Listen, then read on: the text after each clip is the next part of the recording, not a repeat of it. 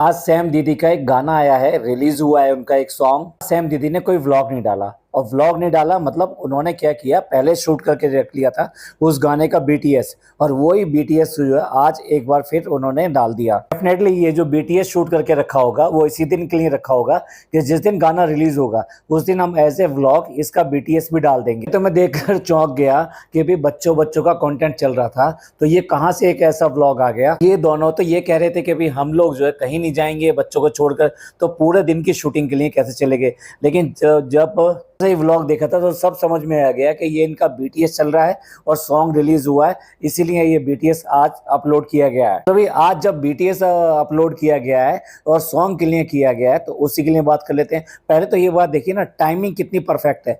Timing ये perfect है, अब बच्चों का कंटेंट लगातार चल रहा था और इस टाइम जो है इसके जो व्यूज हैं वो एक तरह से पीक पर हैं। पीक से मेरा मतलब ये है कि जो पिछले 6 महीने पहले व्यूज चल रहे थे उससे कहीं बेटर कंडीशन में है, हालांकि अब इस समय पीक से थोड़ा सा नीचे आ गई है। तो ऐसे टाइम पे गाना या कुछ भी ऐसा रिलीज करना वो ज्यादा बेटर रहता है। आप भी अपना सॉन्ग तैयार करके बैठे हुए हैं, बस पापा को वापस आने के इंतजार कर रहे हैं, या फिर सॉरी वो तो मुहर्रम की वजह से रोक रखा है, मुहर्रम के बाद में वो रिलीज करेंगे अपना सॉन्ग। वैसे तो सॉन्ग आने से पहले ही सॉन्ग के बारे में कमेंट आने शुरू हो गए हैं, पर चलिए ये उनके व्लॉग में ही बात करेंगे। यहाँ तो सैम दीदी की बात करेंगे। सैम दीदी एक बीटीएस और उसके साथ में एक गाना लेकर आ गई हैं, तो बीटीएस पे तो क्या ही बात करें, बीटीएस तो एक सपोर्टिव इक्विपमेंट है हमारे लिए। तो बात करते हैं गाने की। भाई मैं पहले बता दूं कि गाना जो शूट किया है इन्होंने और जिस तरह का गाना बनाया है वो पूरी की पूरी जो केमिस्ट्री बनाई है, जो सब कुछ इसमें डाला है, सारे मसाले उसके अंदर डाले हैं, तो उसके बाद में जो गाना तैयार हुआ है वो बिल्कुल भी अच्छा नहीं है। उसका सबसे बड़ा रीजन है वो टेक्निकल रीजन है। ये टेक्निकल रीजन ये है कि इन्होंने जो सॉन्ग बनाया है वो एक पंजाबी सॉन्ग है। कहीं भी पूरे के पूरे गाने में कोई पंजाबी टच नजर नहीं आता। मेरे को लगता है कि जो लड़का इनके साथ में लिया गया था वो फिर भी एक लगता है कि पंजाबी ड्रेस में है, लेकिन उसके अलावा जो मैं तो बात करूंगा पहले दीदी की, तो दीदी बिल्कुल भी जो ड्रेस पहन रखी है वो किसी भी तरीके से पंजाबी स्टाइल की नहीं लगती। ऐसे लगता है जैसे ये गाना मतलब पूरा गाना अगर ओवरऑल देखते हैं, जो ड्रेस यूज करी गई है और जिस तरह का इन्होंने सॉन्ग के अंदर डांस वगैरह ये सब किया है, ऐसे लगता है कि कम से कम 25-30 साल पुराना जो सॉन्ग होते थे वो उसको कॉपी किया गया हो या उस टाइम का दिखाया हो। लेकिन यहाँ पर बिल्कुल भी नयापन नहीं लगता और पंजाबी तो बिल्कुल भी नहीं लगता। सिर्फ बोल पंजाबी हैं, उसके अलावा जो इनके हाव भाव हैं और उसके साथ में इनकी ड्रेस है और जो पीछे सिनेरियो सेट किया गया है वो कहीं से भी पंजाबी नहीं लगता। मैं ये नहीं कह रहा कि पंजाब की खेतों को दिखाना या पंजाब की धरती को दिखाना उससे गाना ज़्यादा पंजाबी लगता। पंजाबी गाने तो और भी विदेशों तक में शूट हुए हैं, लेकिन कम से कम उसमें वो पंजाबी से दिखाई तो देते हैं। मेरे हिसाब से मुझे सबसे ज़्यादा तो बुरा बात लगा वो यही लगा कि पंजाबी सॉन्ग होते हुए भी वो पंजाबी सॉन्ग नहीं लगता है। बात करते हैं कि जो लड़का आया था साथ में, जो इन्होंने शूट किया था उसके साथ में, आई थिंक उसका नाम शायद परवीन समथिंग है कुछ, उसके साथ में मैडम की केमिस्ट्री यानी कि दीदी की केमिस्ट्री बिल्कुल भी सही नहीं लग रही थी। वो बहुत ज़्यादा छोटी एज का लग रहा था और जो दीदी है वो दीदी काफ़ी बड़ी एज की लग रही थी। तो उसके बाद में ये दोनों की केमिस्ट्री बिल्कुल भी मैच नहीं हो रही थी। और मैंने ही नहीं, काफ़ी सारे लोगों ने इस तरह के कमेंट भी किए हैं कि लड़का जो है काफ़ी कम एज का लग रहा था, तो इसलिए ट्यूनिंग नहीं दिखाई दे रही थी। इनको चाहिए कि अपनी एज के अकॉर्डिंग गाने करें। अगर ये जबरदस्ती जैन जी बनने की कोशिश करेंगी और उनके गाने शूट करने की कोशिश करेंगी तो भाई नहीं हो सकता। अब कुछ और बात करते हैं इस गाने के बारे में ही। तो इसमें जो ड्रेस दिखाई है, मैं खास तौर से बात कर रहा हूँ सैम दीदी की, वो ड्रेस बिल्कुल भी अच्छी नहीं है। और बात करें अगर मेकअप की, तो मेकअप भी बहुत ही ज़्यादा खराब लग रहा था। मेकअप की इतनी ज़्यादा भर भर के तारीफ कर रही थी कि इसने थोड़ा सा मेरे को डार्कर लुक दिया है, डार्कर मतलब थोड़ा सा टैन लुक दिया है, बट कुल मिला के ये है कि बिल्कुल भी चेहरा बिल्कुल अच्छा नहीं लग रहा था। इससे या तो ये अपने ब्लॉग में दिखाई देती है अच्छी। अभी जैसे ये डॉक्टर के पास जा रही थी तो अब ये थोड़ा सा मेकअप करके अपने आप ये तैयार होके गई थी, वो लुक ज़्यादा बेटर लग रहा था इसका। क्या सोच के इन्होंने ऐसा मेकअप चुना, और वो भी इतनी ज़्यादा धूप में। मतलब जो ये शूट किया है इन्होंने में जब 12 या 1 बजे होंगे तब से लेके शूट किया है, आई थिंक 8 बजे तक इनका शूट चला है। तो ऐसे टाइम में गर्मी में इस तरह के शूट करना, वो भी आउटडोर शूटिंग करना पूरी तरीके से, जिसको वो कह रहे थे ना कि लू लग रही है, उससे राखी सावंत का डायलॉग याद आ गया। इनको जो ना लू लपाटा लग रहा था। राखी सावंत कहती थी लव लपाटा और ये कर रही थी लू लपाटा। क्या ही जरूरत थी इतनी ज्यादा गर्मी में ये शूट करने की। जो डांसर थे उनको भी डिहाइड्रेशन इरिटेशन हुआ और एक डांसर इन्होंने बताया कि वो गिर भी गई। वो बात दूसरी है कि दीदी जो है लगी पड़ी थी, पर इनको भी डिहाइड्रेशन हो रहा था। कह रही मैं इसलिए नहीं गिरी कि भाई लोग बाग क्या कहेंगे देखकर कि भाई ज़्यादा इसको चढ़ रही है, या फिर ये कहिए कि इसको ज़्यादा ही गर्मी लग रही है। भाई ये चीज़ें ऐसी होती हैं, सेहत के साथ में खिलवाड़ नहीं करना चाहिए। अभी अभी मैं एक क्लिपिंग देख रहा था, कोई आदमी डांस कर रहा था और डांस करते करते उसको थोड़ा सा इरिटेशन हुआ, वो रुका, रुकने के बाद में उसने फिर थोड़ा सा डांस करना शुरू किया, फिर उसके बाद में थोड़ा सा बैठा और उसके बाद में फिर वो कभी उठ ही नहीं सका और नीचे गिर पड़ा। अचानक ही उसे हार्ट अटैक आया। अगर आपको सेहत रिलेटेड कोई भी प्रॉब्लम हो रही है तो पहले आप उसका निदान कर लीजिए, ना जाने किसका इम्प्लीकेशन कहाँ पे जाकर निकलता है। तो वहाँ वाकई में बहुत थी, तो गर्मी होने की वजह से ही अपने हाथ में छोटा सा मिनी फैन लेके घूम रही थी, तो उनको वो कुछ ज्यादा ठंडक दे रहा था। बाकी ये सब डांसर और सब वो ऐसे ही डांस कर रहे थे या ऐसे ही धूप में खड़े हुए थे। एवी भैया भी वहां पे गए हुए थे। इनका कहना ये था कि मैंने सोचा कि इनको लेके जाऊंगी तो मेरा जो है ज्यादा अच्छा आएगा, या ये कहिए कि मेरा कॉन्फिडेंस लेवल जो बढ़ जाएगा। जैसे जैसे शूटिंग चल रही थी इनकी, तो लग रहा था कि एवी भैया के फेस से भी कि उनको भी ये कुछ गाना जो शूट हो रहा है, ये जो सब कुछ हो रहा है वो कुछ अच्छा नहीं लग रहा है। लेकिन भाई जो भी डायरेक्टर की मर्जी होती है या डायरेक्टर की चॉइस होती है और साथ साथ डायरेक्टर्स की, तो उसके हिसाब से ही गाना शूट हो रहा था। एवी भैया के साफ चेहरे से दिखाई दे रहा था कि कहीं ना कहीं वो अनकंफर्टेबल या ये कहिए कि डिसलाइकिंग वहां पर दिखाई दे रही। भाई सैम दीदी तो इतनी उत्साहित थी कि अपने शॉर्ट्स देख देख के कि ओ मैं इसमें इतनी सुंदर लग रही हूँ, ओ कितना अच्छा लग रही हूँ मैं, ये ड्रेस मेरी कितनी अच्छी लग रही है, ये हेयर स्टाइल मेरा कितना अच्छा लग रहा है। और वो बार बार बाकियों से भी कहलवा रही थी, तुम बताओ। इस गाने में सिंगर को भी शूट किया गया था और उसने भी उसकी क्लिपिंग्स थी, कई सारी क्लिपिंग थी, लेकिन वो बीच बीच में ऐड किए गई थी। इस एडिटिंग की मैं तारीफ करूंगा कि वो इस तरीके से ऐड की गई थी कि वो अच्छी लगती है, वो बुरी नहीं लगती है। सिंगर ने भी अपना काम ठीक किया, मतलब उसने जो गाना गाया है वो अच्छा गाया है और आवाज अच्छी लग रही है इसके अंदर, एकदम भी ठीक है, गाने का म्यूजिक भी ओके है। अगर ड्रेस की बात करें तो गाने में इस तरह की ड्रेस पहनना जो कि सैम ने पहनी है, कि जो बेसिकली थोड़ा सा ट्रांसपेरेंट दिखाई देती है और नीचे का पार्ट आपको दिखाना ही दिखाना, कहीं से भी गाने की सीक्वेंस में या ये कहिए गाने के रिदम में कहीं पे भी मतलब मेरे को अच्छा नहीं लगा कि भी उसको दिखाना क्या जरूरी था।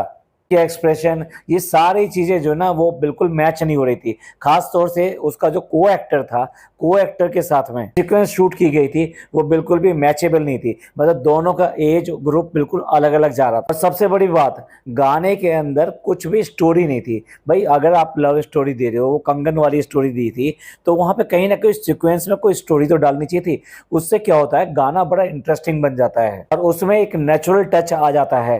सैम दीदी की ड्रेस की बात करें तो ड्रेस में कहीं ना कहीं पंजाबी टच होना जरूरी था। मे बी एक परांदा डाल के या ऐसा डाल के जो ट्रेडिशनल पंजाबी ड्रेस है, एक वो उस ड्रेस को यूज किया जा सकता था। और जैसे वैरायटी रखनी है, जैसे इन्होंने यहाँ पर भी 2 ड्रेस यूज करी हैं, तो दूसरी ड्रेस में ये वेस्टर्न आउटफिट, ये कोई ऐसी बैगी टाइप की पैंट पहन सकती थी और उसके ऊपर कोई अच्छी टी शर्ट हो सकती थी जो बेसिकली लूज होती, और जब ये डांस करती तो वो कम से कम वो ठीक दिखाई देता, और वो कम से कम जो एज ग्रुप का जो डिफरेंस है वो भी शायद थोड़ा सा कम कर पाता। उनके डांस स्टेप भी थोड़ा सा क्लियर होते, लेकिन मुझे तो ऐसा लग रहा था कि डांस स्टेप जो पीछे डांस कर रही थी उनका ज्यादा बेटर लग रहा था, या उनमें क्लियरिटी आ रही थी, और ये मैडम जरा कुछ ऐसे हाथ पैर ही ज्यादा फेंक रही थी। जैन जी बनने के चक्कर में बहुत ही ज्यादा चीप दिखाई दे रहा था, कि बहुत ज्यादा चीप ड्रेस, बिना स्टोरी के ऐसा लगा सॉन्ग जैसे कि ये निब्बा निब्बी वाली हरकतें कर रहे हो। सॉन्ग में ना सिर्फ और सिर्फ एक कंगना के ऊपर बात करी गई थी, तो एक दूसरे से छेड़छाड़ भी दिखाई गई थी, तो उससे ऐसा फील नहीं होता कि जैसे ये लव बर्ड हो। ये ऐसे ही लग रहे थे जैसे निब्बा निब्बी करते हैं ना, फालतू में करते हैं। मुझे तो ऐसा लग रहा था जैसे भौजाई और देवर का गाना हो ये, मतलब दोनों में एज डिफरेंस की वजह से, और वो एक दूसरे के साथ में इस तरह की कर रहे हो। हेयर स्टाइल भी जो बनाया गया था ना, हेयर स्टाइल से भी ऐसा लग रहा था कि जैसे इनको कम एज का या टीनेजर या ये कहिए जेन जी बनाने की कोशिश की जा रही है, पर किसी तरह से भी ओवरऑल लुक कहीं पर भी जेन जी का नहीं लग रहा था। लोग तो ऐसे कमेंट कर रहे थे कि जैसे कि दीदी जो है ना अपने छोटे भाई के साथ में शूट कर रही हो, मतलब इतना गैप मतलब किसको नहीं दिखाई दे रहा था। बहुत सारे मैंने ऐसे कमेंट देखे, तो सलाह भी दे रहे थे कि अब आपको अपने एज ग्रुप के हिसाब से गाने या फिर एक्टिंग या जो भी कुछ है वो उसके हिसाब से करनी चाहिए। यहाँ पर जो डांसर के साथ साथ जो गायक थी यानी कि सिंगर थी वो भी वहां पर आई हुई थी, हालांकि उसके सीन जो है इनके साथ में शूट नहीं हुए, डेफिनेटली वो कहीं इंडोर शूट हुए हैं। ऐसा लग रहा रहा था कि ये लो बजट सॉन्ग था, तो इसलिए सब कुछ जो एक जगह शूट कर लिया गया। तो वो उसके जो शूट लिए गए हैं वो अंदर लिए गए हैं और उसके बाद में वो उसके साथ में मर्ज कर दिए गए हैं और साथ में शूट खत्म हो जाता है। सैम दीदी उससे बात करते हुए दिखाई देती हैं और उससे पूछती हैं, लेकिन भाई वो कुछ बोल नहीं रही है, तो उससे बार बार कहते हैं नहीं बोलना बोलना बोलना।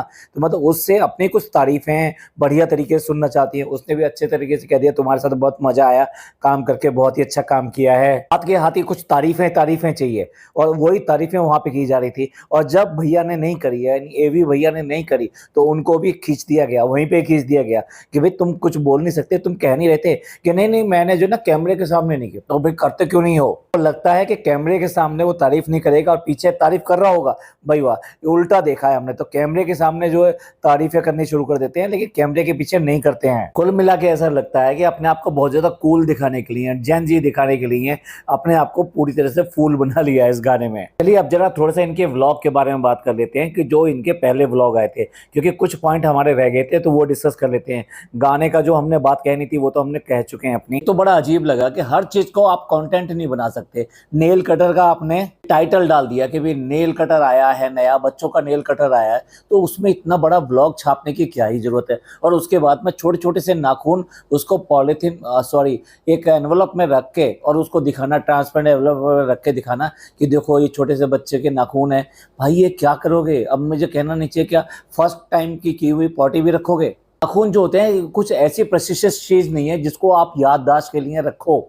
तरीके से जो नैनी है इनकी, वो कई बार इनको बहुत सारी चीजें बता रही हैं कि ऐसा कर लो वैसा कर लो, तो उसके लिए पैसिफायर के लिए बॉक्स मंगाना, यानी कि बताइए वो जो मंगवाया है टाइट बॉक्स मंगवाया है, ट्रांसपेरेंट ग्लास का मंगवाया है, सिर्फ किसके लिए मंगवाया गया है? पैसिफायर रखने के लिए मंगवाया गया है। मतलब अजीब अजीब चीजें, तुम फालतू फालतू चीजें खरीदते जा रहे हो और उसके बाद में कह रहे हो कि भाई हमें तो ओटीपी देने में ही वो प्रॉब्लम हो रही है। जैसे ओटीपी नहीं आ रहा इनके यहाँ, बुलेटिन हो, जैसे बुलेटिन बार बार चला आता है, तो ऐसे क्या ओटीपी दे चले जा रहे हैं? तो एक तो आप सारे के सारे मतलब फालतू के सामान खरीदे जा रहे हो और फिर उसके बाद में ये सारे सामान खरीदने के बाद में फिर आप ये कहते हो कि घर छोटा है। भाई घर छोटा नहीं होता कभी भी। घर जो आपने लिया है वो घर ही होता है, लेकिन क्या है, सामान को ऑर्गेनाइज करना होता है, यानी इसे कहते हैं बेटर वे में ऑर्गेनाइज करना। तो आप किस तरह से अपने सामान को ऑर्गेनाइज करोगे और किन चीज़ों की आपको ज़रूरत है, ऐसे तो आप भरते चले जाओ, कोई एंडलेस स्टोरी है, आप कितनी सारी चीज़ें ही ला के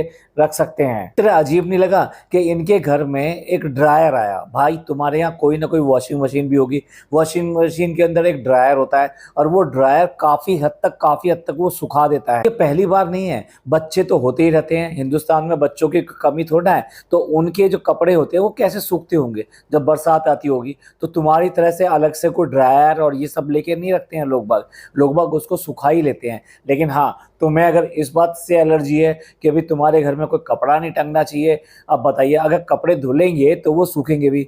तो इस तरीके जिस तरह से इन्होंने माँ बाप को मना कर दिया था कि नहीं नहीं कपड़े नहीं टंगेंगे, स्टैंड नहीं होगा, ये नहीं होगा, वो नहीं होगा, तो भाई ऐसे नॉर्मल तरीके से बिहेव करो जैसे नॉर्मल घरों में होता है। लेकिन नहीं, इनको जो है हर चीज़ के लिए कुछ हाइपर होना पड़ता है। लगता है हाइपर होना जैसे इनकी नेचर में है। जो एयर प्योरीफायर लेकर आ रहे हो और साथ साथ ये ड्रायर लेकर आ रहे हो, नथिंग, मतलब इसकी कोई ऐसा कोई जरूरत नहीं थी। मतलब बच्चे आ गए हैं तो अब एयर प्योरीफायर चाहिए। उसके बाद में इसी मुंबई की हवा में तुम लोग सब जी रहे थे, तो भाई कल को बच्चों की जो इम्यूनिटी है वो कमजोर नहीं रह जाएगी। बच्चों को वैसे ही एनवायरनमेंट में रखो जैसे कि आप किस एनवायरनमेंट में रहते हो। अब कल को बच्चों को कहीं लेके जाने लगे और वहाँ पे एयर प्योरीफायर नहीं हुआ तो क्या होगा? इसको पेरेंट्स बनना कहते हैं कि पेरेंट्स बने हो तो इतनी सारी चीज़ें इकट्ठी कर दो बच्चों की, इतनी सारी चीज़ें इकट्ठी कर दो, उससे ज़्यादा इनका प्यार दिखाई देगा और ज़्यादा केयर दिखाई देगी। क्योंकि जैसे ये कितने अच्छे माँ बाप हैं कि जो बेसिकली बच्चों की हर चीज़ का ध्यान रखते हैं। भाई कॉमोडिटी यानी सामान से केयर नहीं, केयर तो वैसे भी की जा सकती है। जिस तरह से इन्होंने पिछले एक हफ्ते में अपने व्लॉग छापे हैं, बच्चों का कंटेंट लेके छापे हैं और बच्चों की सारी हरकतों को खुद कर करके दिखाया है, ऐसे लगता है कि जैसे बहुत नए नए माँ बाप बने हो। आई मीन बहुत ही छोटे एज में जो माँ बाप बन जाते हैं ना, उनके लिए हर चीज़ अपने आप में बहुत ज़्यादा अलग रहती है। भाई इन्होंने किसी के घर में, अपने किसी भी रिश्तेदार के घर में, किसी के यहाँ ये बच्चे होते हुए तो देखे होंगे, और उनके लोग कैसे बिहेव करते हैं वो भी देखा होगा। और नहीं तो इसने बहुत सारे व्लॉग भी देखे होंगे जो दूसरे पॉडकास्टर और इन सब ब्लॉगर्स वगैरह के होंगे, क्योंकि ब्लॉगर्स भी तो अपना ये सब कंटेंट जो अपलोड करते रहते हैं। पर ये जो हरकतें कर रहे हैं भाई क्या ही कहें, ऐसे लगता है छोटे एज के जो निब्बा निब्बी होती है ना, वो हरकतें करते रहते हैं, वैसी हरकतें ये हमेशा करते रहते हैं। पूछो तो इनका एज ग्रुप जो है वो 40 प्लस है, और उस 40 प्लस को बिल्कुल भी यहाँ पे दिखाई नहीं देता कि ये लोग 40 प्लस हैं। ब्लॉग में अक्सर ये कहते हुए नजर आते हैं कि जैसे ये बच्चों के कामों से थक गए, या बच्चों के लिए जो रात दिन करना पड़ रहा है उससे ये बहुत ज़्यादा परेशान है। बच्चे जो होते हैं वो खुदा की नियामत होती है, यानी खुदा की दी हुई तोहफा होता है। तो उससे अगर तुम इस तरह से उकताने वाले काम करोगे, इस तरह की वर्ड बोलोगे, तो कहाँ से जस्टिफाई होगा। ऐसे लगता है जब बच्चे नहीं हो, कोई बोझ हो। भाई उनसे पूछ के देखो जो इन बच्चों को, छोटे छोटे बच्चों को पालते हैं, आम लोगों से पूछ के देखो, वो अपनी नौकरियां भी करते हैं, अपने घर के काम भी करते हैं, और सारी सब कुछ करते हुए उन बच्चों की देखभाल भी करते हैं। कितने दिन तक आप फादर को घर पे रख सकते हो नौकरी छुड़वा कर? जिस तरह से ये दोनों के दोनों घर पे बैठे हुए हैं, बच्चे पालने हैं, बच्चे पालने हैं, बच्चे पालने हैं। कितने दिन तक बच्चे पालेंगे ऐसे? भाई लोग अपना सारा काम भी करते हैं और बच्चों को भी पालते हैं। वैसे भी हम क्या ही बात करने का बैठ गए, इनके पास काम कहाँ है? काम का तो सिर्फ ये बहाना दिखाते हैं कि हमारे पास ये काम है, हमारे पास वो काम है। भैया जो है अभी तक घर पे बैठे हुए हैं, कहीं आना जाना नहीं, कुछ भी करना नहीं। भैया राइटिंग करते हैं तो ये कुछ आवर्स अपने लिए निकाल सकते हैं और दूसरे कमरे में, यानी किसी एकांत कमरे में जाके अपना काम कर सकते हैं। उसके बाद वो मीटिंग के लिए जा सकते हैं कि भाई यही मैंने राइट किया है, ये स्टोरी देख लीजिए, ये जो भी कुछ लिखा है ये ठीक है कि नहीं है। वो भी जो है इनके साथ में लगे पड़े हैं। और दीदी के पास में तो फिर भी दीदी तो कुछ रील बनाती हैं, कभी कभी गाना बजाती, क्योंकि जब से इन्होंने वेट लूज किया है तब से जो डांस में कुछ ज़्यादा आगे आ गई हैं। और हाँ, ये तो डांस क्लास और इन सब के लिए भी जाती थी। कहीं ना कहीं तुम्हें बच्चों के साथ में थोड़ा सा कंप्रोमाइज़ कह लीजिए, ऑर्गेनाइज कह लीजिए, वो करना पड़ेगा कि बच्चों को अगर नैनी संभाल रही है और हम इस तरह से काम पे जाएं, क्योंकि कब तक आप इस तरीके से बैठे रहोगे। पूरे इस तरीके से तो पूरा का पूरा खर्चा इनकी ब्लॉगिंग से ही चल रहा है। अगर दूसरी कामकाज महिला को देखें कि जो बेसिकली यहाँ पे बच्चे भी उन्होंने जन्म दिए हैं और उसके बाद अपने काम पे जाते हैं। भारती का ले लो, भारती 14वें दिन जो है काम पे आ गई थी। और इसी तरीके से अभी कुछ दिन पहले दिव्यंका का भी देखा, वो जो फर्स्ट ड्राइव पे बाहर गए थे, यानी बच्चे होने के बाद में दोनों वाइफ हस्बैंड जो है अपना मी टाइम करने के लिए, थोड़ा सा आउटिंग लेने के लिए, क्योंकि इतने दिन से उसको घर में रहना पड़ रहा था, तो वो उसको घुमाने के लिए बाहर लेकर आया था। इन दैट वे वो फिर भी टेंशन में थे इस बात के हमारे बच्चे कैसे होंगे, मम्मी उसको उनको प्रॉपर तरीके से रख पा रही होंगी, नहीं हो कर रख पा रही होंगी, क्योंकि दोनों बच्चे एक साथ उनको तंग कर सकते हैं। तो इसलिए उन्होंने जो ना सीसीटीवी लगाया हुआ है, और उस सीसीटीवी कैमरे से वो देख रही थी। ऐसे ही भारती ने बताया था कि वो सीसीटीवी कैमरे से अपने बच्चे को देखती रहती है। और वॉइस वाले आजकल आते हैं तो उससे आप डायरेक्टली बात भी कर सकते हो, और ऐसा ही हो रहा था। और इस तरीके से वो कॉन्फिडेंस के साथ में बाहर काम भी कर सकते हैं और अपने बच्चों पर भी नज़र रख सकते हैं। और जब आपका भरोसा अपने लोगों पर है तो वो उन बच्चों को प्रॉपर तरीके से पालेंगे भी और केयर भी करेंगे। और आपको ये इस बात का सेटिस्फेक्शन होगा कि इस सब के बाद में भी बच्चा जो कंफर्टेबल है, उसको कोई प्रॉब्लम नहीं है, ना उसको कोई इश्यू है। तो चलिए, बातें तो कुछ और भी थी करने के लिए, लेकिन अभी इसको यहीं पे एंड करते हैं, क्योंकि इसका गाने वाला आया था, अब BTS आया था, तो उसमें बहुत ज़्यादा लंबा बात करने के लिए नहीं था। जो मेन पॉइंट थे हमने आपको डिस्कस किए। चलिए, इस सब के बारे में आप क्या सोचते हैं, सॉन्ग के बारे में और साथ साथ इस ब्लॉग के बारे में जो इन्होंने अभी लास्ट डाला था, और हमारे निब्बा निब्बी आपको कैसे लगते हैं, इस कमेंट करके जरूर बताइएगा। आपको ये पॉडकास्ट अच्छा लगा हो तो प्लीज़ लाइक कीजिए, सब्सक्राइब कीजिए और शेयर कीजिए। थैंक यू, धन्यवाद, शुक्रिया।